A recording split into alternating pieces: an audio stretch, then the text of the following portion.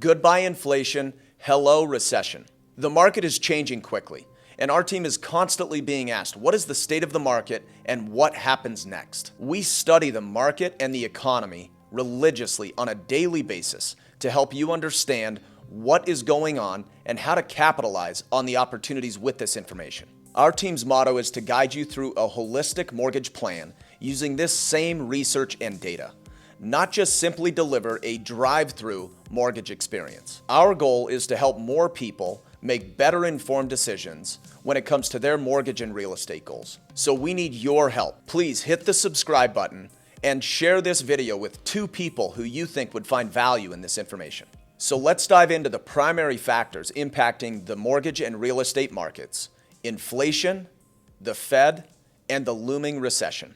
Inflation. As we know, we have already hit 40-year highs on inflation.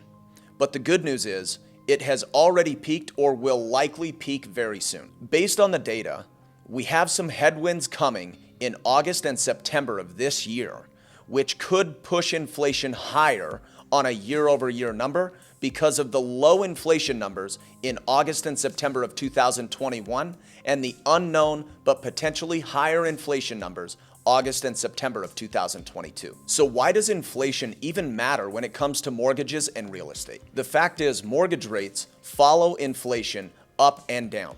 So when inflation is up, mortgage rates are up.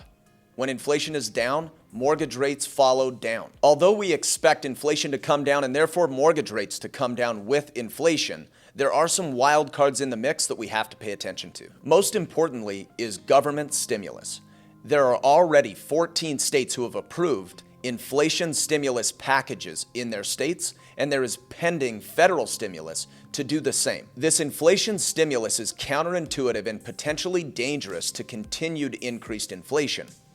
With more money to spend on limited supply, it could create additional price pressures and exaggerate the inflation issues. On the flip side of the coin, there's a possibility of oversupply by major distributors such as Walmart, Amazon, and Target. Walmart in particular, who happens to employ 1% of the total United States workforce, has already publicly voiced their concerns of an oversupply of certain goods. This potential oversupply issue could create the opposite effect and cause rapid declines in inflation, which would be good for interest rates. The global conflicts are possibly the biggest wild card of all, because these have the potential to dramatically disrupt economies worldwide. Of course, only time will tell. Next up, the Fed. The reality is, the Fed took action too late. Because of this, we have experienced historical Fed rate hikes, which are expected to continue. Fed rate hikes are the primary tool the Fed uses to influence inflation in the United States. It is important to know that the Fed funds rate does not directly impact mortgage rates. Mortgage rates actually move based on the reaction of the capital markets anticipating the economic results of the Fed rate changes. Moving forward, as the Fed continues their rate hikes, which ultimately causes inflation to go down, mortgage rates are likely to improve. These improvements in mortgage rates could cause a resurgence in homebuyer demand. Ultimately, this could reverse the softening in real estate prices. This all leads to recession. If we aren't already in a recession, the high inflation and the aggressive actions that the Fed has taken should definitely push us there. There are arguments that we aren't going to be in a recession due to strong employment numbers.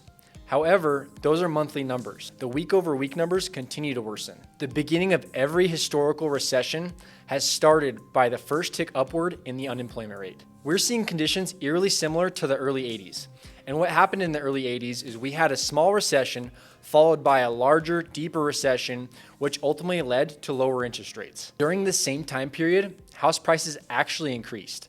So instead of fearing the recession, look for the opportunities that it's going to bring. We say that we're similar to the 80s because we had a recession at the beginning of COVID, which was shorter, and now we're heading into that second one, just like the 80s. The US market is actually sitting pretty strong in comparison to the Asian and European markets.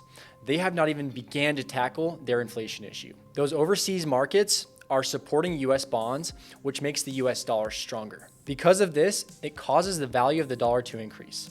And that's important because other countries owe us debts, and those debts then become more expensive to them. An interesting observation our team has made is that every single recession, there's been a fall guy associated with it. In 2008, it was the housing market.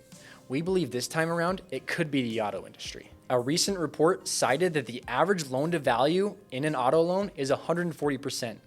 This means that the average consumer is actually upside down in their car loan. But like I stated earlier, this recession could bring some major opportunities. The media is and will continue to mislead us with this information. Check out these headlines that were published in recent years. Falling for the media's scare tactics could have costed you hundreds of thousands of dollars. Turn off the news and lean on professionals like us for reliable information. If you found this valuable, please like, comment, share, and subscribe.